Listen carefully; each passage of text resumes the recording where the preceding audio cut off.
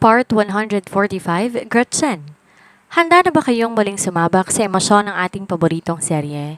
Sabi nila sa bawat dilim na pinagdadaanan natin, laging may liwanag na naghihintay sa dulo at ngayong araw, ang liwanag na yon ay maririnig natin sa bawat pintig ng puso. Ang heartbeat ng isang batang magdadala ng bagong pag-asa kina Gretchen at Demetrio. Sa wakas, isang baby boy ang parating na junior ng ating bida. Pero alam nyo naman dito sa ating kwento, hindi pwedeng puro saya lang. Sa pagbabalik ni Gretchen o ni Helena sa dati niyang silid sa mansyon ng mga Okamori, isa-isang magbabalikan ang mga alaalang matagal nang ibinao ng nakaraan. Mga alaalang magdadala sa kanya ng matinding pahungulila sa mga magulang na nawala sa kanya nang dahil sa kasakiman ng iba. Habang naghahanda ang pamilya para sa isang bagong simula, nananatili pa rin tahimik si Warren sa loob ng rehas. Ano ang plano ng isang taong wala nang mawawala? At nasa na nga ba ang ama-amahan ni Gretchen na si Gary? Bakit tila pati ang tadhana ay nagtatago sa kanya? Samahan ninyo kaming saksihan ng mga bagong revelasyon, ang matatamis na sandali ng mag-asawa at ang muling pagtatagpo ng mga pusong nagkawalay. Simulan na natin. Pareho silang maluha-luha habang nakatingin sa monitor. They will be having a baby boy. Ang cute. He already had a nose. Halos maiiyak na wika ni Gretchen. Masuyo naman na hinalikan ni Demetrio ang noo ni Gretchen. Kahit siya'y labis na tuwa ang nararamdaman ng mga oras na yon, pakiramdam niya, siya lang pinakamasayang tao sa buong mundo. Thank you for carrying my child, wife. You don't know how happy I am today. Kahit na maiiyak na siya, hindi niya maiwasang mapangiti. Ano ka ba? Dalawa naman tayong gumawa niyan, kaya huwag kang mag-thank you. Sa sinabi niya, napangiti ang doktor habang nakamasid sa kanila bago nito ituro ang isang partikular na area sa screen. This is your baby's heartbeat. Do you want to listen to it? Halos magkasabay lang silang tumango. Agad na inabot sa kanila ng doktor ang fetoscope at inilagay sa kanilang tenga. Tuluyan ng tumulo ang mga pinipigilang luha ni Gretchen habang nakikinig sa heartbeat ng kanyang baby at pinapanood yon sa screen. Tunay ngang walang kapantay na saya ang mararamdaman mo kapag nagiging magulang ka na. How fascinating! Hindi mapigilang usal ni Demetrio. Paghinga pa nga lang nito ang naririnig niya, sobrang saya na ang nararamdaman niya. How much more? If he could held the baby in his bare hands in the future, that would surely be ecstatic. Pero kahit healthy ang bata, I'm still advising you to stay from physical activities, Mrs. Yamoto. Pangalawang beses nang muntik mapahamak ang baby ninyo, mabuti na lang at malakas ang kapit niya. From now on, please also refrain from stressful situations since hindi yun makakabuti sa baby. Also, kailangan mong kumain ng mga prutas at gulay para kay baby. Ani ng doktor kalaunan. Nagkatingin na naman si Demetrio bago siya tumango. Kung siya lang ang masusunod, nais niya ng tahimik na buhay habang nagdadalang tao siya. Sabalit napakarami nangyari magmula na makilala niya si Demetrio at sunod-sunod pa ang mabibigat na revelasyon sa buhay niya. Matapos ang ultrasound, magkahawak kamay silang naglalakad pabalik sa kanyang silid. Tahimik silang pareho pero ramdam ni Gretchen na gaya niya, masaya din ang lalaki. Ano kayang pwede natin ipangalan sa baby, no? Maya-maya pa'y sabi niya. Agad namang napalingon si Demetrio sa kanya. Yeah, right. Wala pa tayong pangalan na magiging baby boy natin. May suggestion ka ba? Is it okay if I will be the one to name him? Alanganing tanong ni Demetrio. Bakit naman hindi? He is your son. You should name him tapos kapag nanganak ulit tayo ng babae, ako naman magpapangalan sa kanya. Sa sinabi niya agad na nagningning ang mga mata ni Demetrio. We can have another baby after our firstborn? Tila excited pa nitong tanong. Mahina naman siyang natawa sabay palo sa balikat nito. Oo naman no, pero kailangan ng interval. Agad na natawa si Demetrio. Yeah, right. I hope the next one will be a girl para may prinsesa na tayo sa bahay. Hindi niya mapigilang mapangiti. Ilan bang gusto mong anak? Tanong pa niya. You cannot ask me that question, wife. Bakit naman? Because I will be answering 5 children. Hindi niya na napigilan pa ang sarili niyang mapahalakak. Grabe, ang dami naman yan. Madami ba? Then let's make 4. 3 na lang para mabantay natin ang maigi. Busy ka pa naman sa trabaho. Nakanguso niyang turan. I will find time to take care of you and our future kids. Kung pwede, bibigay ko ibang department kina Kevin nang sa ganon mabawasan ang trabaho ko. Sabi pa nito. Natigilan naman siya. Are you sure? Alanganin niyang tanong. Sa pagkakaalam niya, hindi mabuting tao ang tiyuhin ni Demetrio. Nagawa nga nitong ipakidnap si Bianca noon. I still don't know yet. Hanggang ngayon, inoobserbahan ko pa rin si Kevin kung may makikita kong pagbabago sa kanya. Marahan niyang pinisil ang braso nito. Then, dahan-dahanan lang natin ang sitwasyon. Isa pa, hindi mo naman kailangan mag-alala sa amin na magiging anak natin. Nandiyan naman sina Grandma Hermania at Marie, pati na si Grandpa Taichi at Sebastian. I'm sure mamahalin nila ang mga magiging anak natin. Now that you mentioned that, naging panatag ng loob ko. Mabuti kung ganon. So back to the topic, anong pangalan ang naiisip mo? I think Dale would suit him. Dale Hendrik Okamori Yamoto? Napatango-tango siya. What a powerful name. Dala nito ang apelido ng dalawang pamilya na siyang pinakamayaman sa buong bansa. Mabilis lang na lumipas sa mga araw at tuluyan na nakalabas sa ospital si Gretchen at maging si Grandma Hermania at dahil mag-isa na lang ang ginang sa villa, naisipan ni Gretchen na doon muna sila umuwi ni Demetrio. Nang magpaalam sila kay Grandma Marie ay agad namang pumayag ang ginang. Naisip din ito na mas mainam na samahan muna nila si Grandma Hermania dahil dito gaya niya na may kasama pang asawa. Halika na, Iha. Ito ang dati mong silid, naalala mo pa ba? Excited nitong tanong. Dahan-dahan siyang pumasok sa loob ng silid. Bawat hakbang niya, bumabaha ang mga malalabo at malinaw na alaala sa isipan niya. Nakita niyang batang siya na tumatakbo sa loob ng silid habang habol-habol siya ng kanyang Daddy William. Nakatanaw naman sa kanila ang kanyang Mommy Aurora habang nakaupo sa gilid ng kama at dahil sa takot na mahuli ng kanyang ama, agad siyang nagtungo sa kanyang ina. Masaya naman siya nitong niyakap kaya't wala nang nagawa pa ang daddy niya kundi makiyakap na rin sa kanila. Maya-maya pa naglaho na ang mga tagpong iyon at napalitan ng batang siya na nakahiga sa kama. Nang ibaling niya ang kanyang tingin sa kabilang dako, may pumasok na isang medyo may edad ng babae. Kahit hindi siya magtanong, alam niya si Grandma Hermania yon. Yon ang tagpong sinasabi niya sa kanyang Kuya George noon. Ang kaibahan lang ngayon, klaro na ang mukha ng kasama niya at maging ang lugar kung saan sila naroon. Umupo si Grandma Hermania sa gilid ng kanyang kama at sinimulang buklatin ang dala nitong aklat. Isang pabatang istorya ang binabasa nito. Mataman naman siyang nakikinig at panakanakang nagtatanong ng kung ano-ano sa ginang. Ilang sandali pa humikab na siya at halos maluha-luha na ang mga mata. Napangiti ang kanyang Grandma Hermania kasabay ng pagsara nito sa aklat na hawak nito. Bumukas ang pintuan, pumasok ang isang panauhin.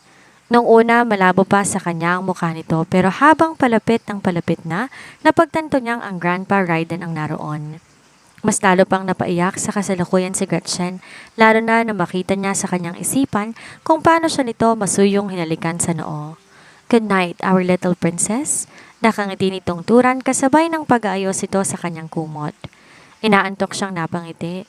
Hindi na nga niya nagawang sumagot pa. Ang naaalala na lang niya ay ang mga nakangiti nitong muka habang nakatunghay sa kanya bago siyang tuluyang napapikit. Gretchen! Bumalik siya sa kasalukuyan nang marinig niya ang nag-aalalang boses ni Demetrio at ni Grandma Hermania. Nang makita niyang ginang, agad niya tong niyakap ng mahigpit. I miss you so much, Grandma. Puno ng pangungulila niyang bigkas. Nagkatingin na naman sina Demetrio at Hermania. Marahil na dagdagan pa ang mga alaala ni Gretchen dahil sa pamilyar na lugar na kinaroroonan nito. Tinangoon na ni Hermania si Colin sa kamarahang hinagod ang likuran ni Helena. I miss you too, Apo. Noong nakaraan lang, masaya si Gretchen na may naaalala na siya, lalo na mapagtantong totoong pamilya niya nga si Grandma Hermania. Subalit sa pagbabalik na iba pa niyang mga alaala, magkahalong saya, lungkot at pangungulila ang nararamdaman niya.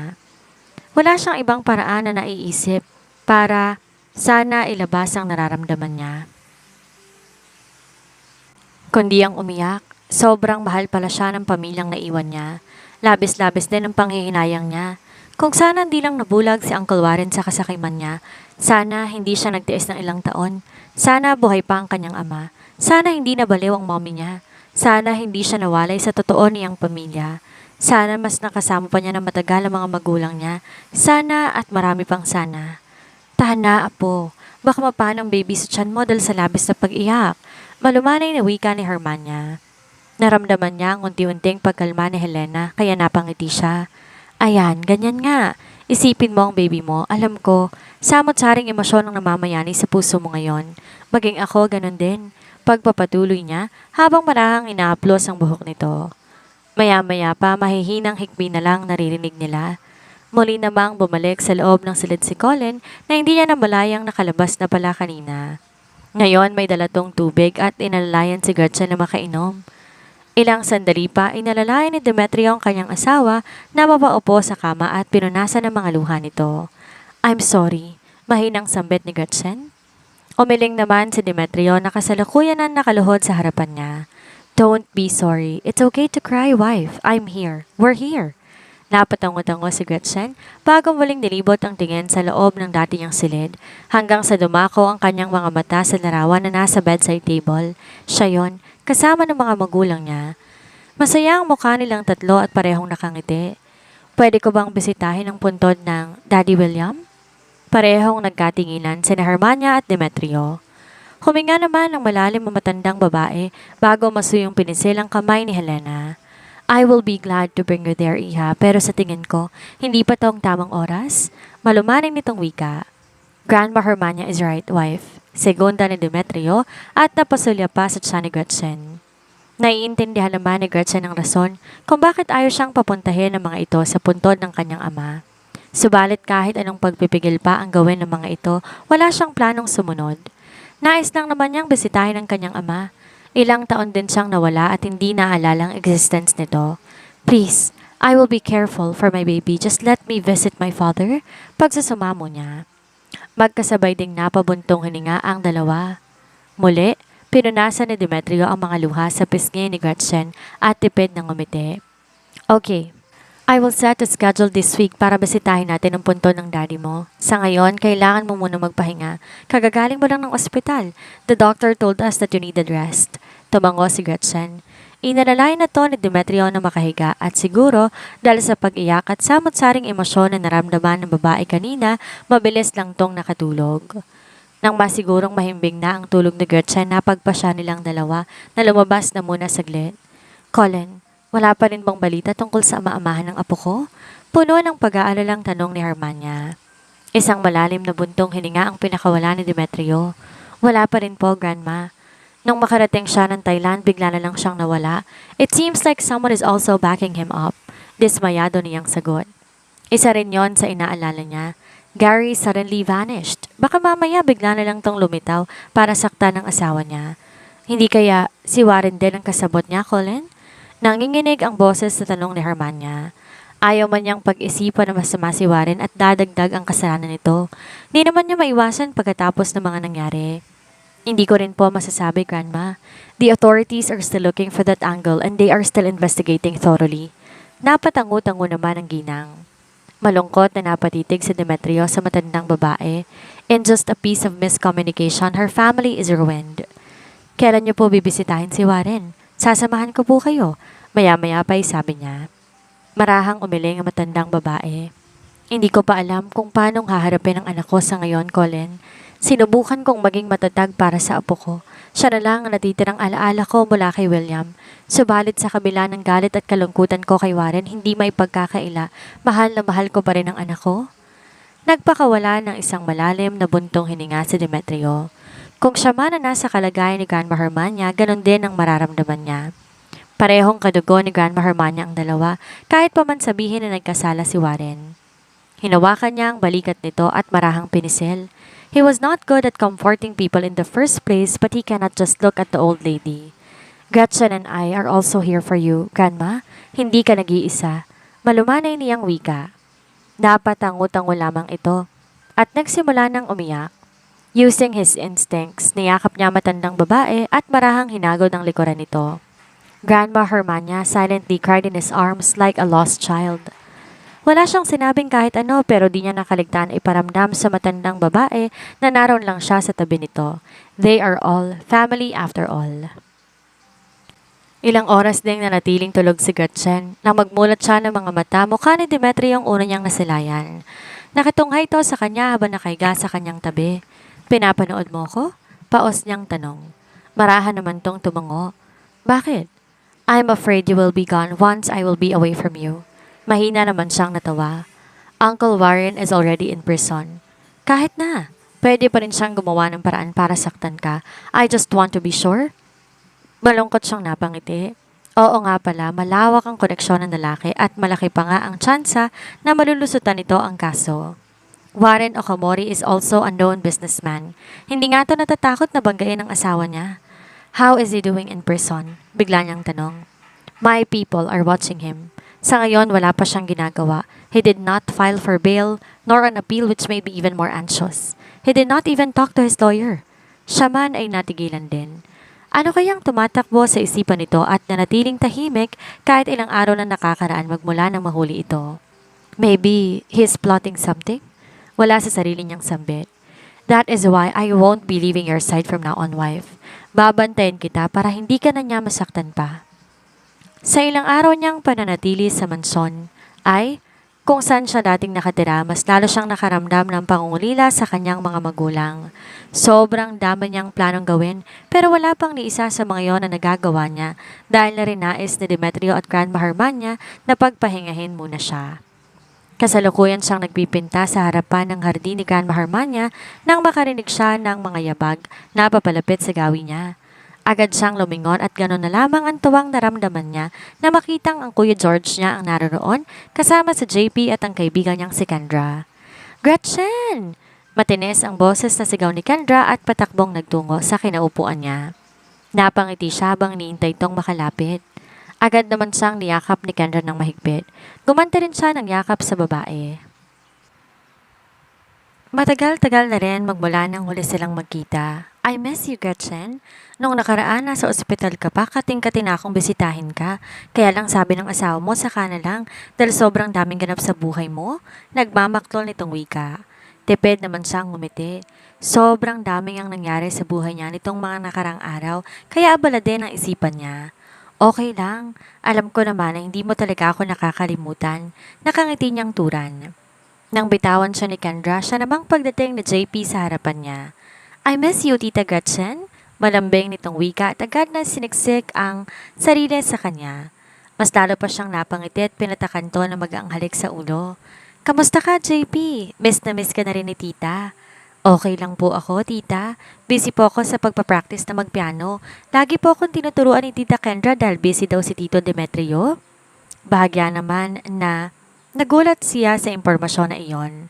Ang akala niya abala si Kendra sa maraming cafe nito pero mukhang marami palang libreng oras ang babae. Tumikhim si Kimi sabay iwas ng tingin na naging dahilan kaya nakaramdam siya ng kakaiba. Mukhang may hindi sinasabi ang kanyang kapatid at best friend sa kanya.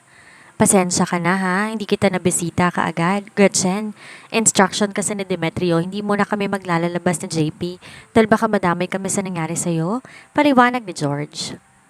Nung araw na pumunta si Demetrio sa kanila para ipaalam na nawawala ulit si Gretchen, humiling to sa kanya na ingatan nila ang mga sarili nila at huwag munang lumabas hanggat di pa nakikita si Gretchen dahil baka mapano sila na sinunod naman niya, lalo pa nga't ayaw niyang dagdagan ng problema na kinakaharap ng kanyang bayaw. Ayos lang, kuya. Ang importante, ligtas kayo ni JP. Kamusta ka? Ang baby mo, kamusta? Sunod-sunod na tanong ni George. Sobrang dami nang nangyari matapos may kasal ni Gretchen at Demetrio. Napakarami ng revelasyon na naganap. Naging abala din silang pareho kaya hindi niya maiwasan na makaramdam ng pangungulila sa kanyang kapatid. Okay lang kaming dalawa ng baby ko. Nagpa-ultrasound na rin kami at napag-alaman namin lalaki magiging anak namin ni Demetrio. Anunsyo niya. Oh my! May junior na agad si Colin? Halos napapalakpak sa ere na wika ni Kendra. Congratulations kung ganun. Sigurado ko magiging sobrang gwapo ng pamangkin ko. Segunda naman ni George. Maraming salamat. Masaya niyang turan subalit agad din silang natigilang pareho na makitang nagsimula ng maiyak si JP. Agad itong dinaluhan ni Kendra. Ano nangyari sa'yo? Bakit ikaw nag-cry? Tita, bakit di po baby girl ang baby ninyo ni Tito? Humihikbi nitong sambit. Bahagya siyang nagulat sa naging reaksyon nito pero kalaunan mahinang natawa. Agad namang nilapitan ni George ang anak at hinagod ang likuran nito. Malungkot ka ba dahil baby boy ang nasa tummy ni Tita Gretchen? Sunod-sunod na naging pagtango ni JP. Agad na nilahad ni Gretchen ang dalawa niyang braso. Humihikbi namang lumapit si JP sa kanya at kumandong. Huwag ka nang malungkot. Kapag lumabas na ang baby namin ng Tito Demetrio mo, may kalaro ka na. Gusto mo ba yon? Unti-unti naman tong tumigil sa pag-iyak. Makikipag-play ang baby sa akin? Agad siyang tumango at inayos ang nagulo nitong buhok. Oo naman, kapag lumaki na ng kaunti ang baby, magpe-play na kayo. May kasama ka na kaya dapat maging happy ka, okay? Pinahid nito ang mga luha sa pisngi bago tumango. Love mo pa rin naman ako kahit na baby boy ang baby mo, di ba? Matamis siyang umiti bago inalika ng sentido nito. Oo naman, walang magbabago. Love na love ka pa rin ni tita. Bumaba si JP mula sa pagkakakandong sa kanya at idinikit ang pisngi sa kanyang tiyan. Ngayong alam na ng lahat na buntis siya, lumaki na rin ang umbok ng kanyang tiyan. Kahit sinong makakakita sa kanya, mahahalata na agad na nagdadalang tao siya. Bilisan mo ang paglabas, baby. Tuturuan kitang magpiano gaya ng pagtuturo ni Tito Demetrio sa akin. Isang matamis ng ngiti at kaunting luha ng saya. Yan ang iniwan sa atin ng kabanatang ito. Mula sa pintig ng puso ni Baby Dale Hendrick hanggang sa makulay na tawanan ni na JP at Kendra, tila unti-unti nang naghihilom ang mga sugat ng nakaraan. Ngunit sa likod ng bawat tawa, alam natin may mga tanong pa ring naiwan. Nasaan si Gary? At anong ibig sabihin ng pananahimik ni Warren sa likod ng mga rehas? Sabi nga nila, ang dagat na masyadong tahimik, madalas na nagbabadya ng malakas na bagyo. Ang aral ng kabanatang ito. Sa buhay ni Gretchen at Demetrio, muli nating napatunayan na ang mga alaala hindi lamang bahagi ng kahapon, kundi gabay para sa ating hinaharap. Maaaring masakit balikan ng mga tagpong nawala, gaya ng pagbisita sa isang bakanting silid o sa puntod ng mahal sa buhay, pero ang pagharap sa sakit na ito ang susi para sa tunay na paglaya. Tinuturuan tayo ni Gretchen na sa kabila ng lahat ng sana. Sana hindi nabulag si Warren. Sana buhay pa si William. Ang pinakamahalagang bagay ay ang kung ano ang meron tayo ngayon. Huwag nating hayaang nakawin ng ating mga sana, ang ligaya ng ating ngayon. Maraming salamat sa inyong pakikinig at pagsama sa paglaki ng pamilya ni Helena at Demetrio. Huwag bibitaw dahil mas marami pang kaganapan ang dapat ninyong abangan. Muli, ito ang inyong narrator, Miss Sandra. Hanggang sa muli mga kasummer.